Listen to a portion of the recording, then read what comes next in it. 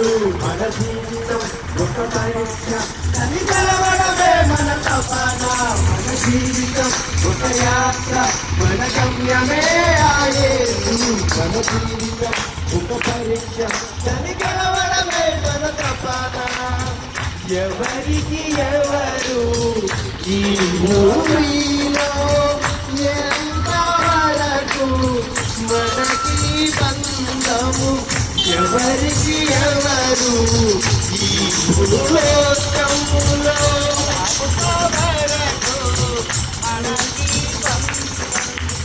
ఎవరికి ఎవరు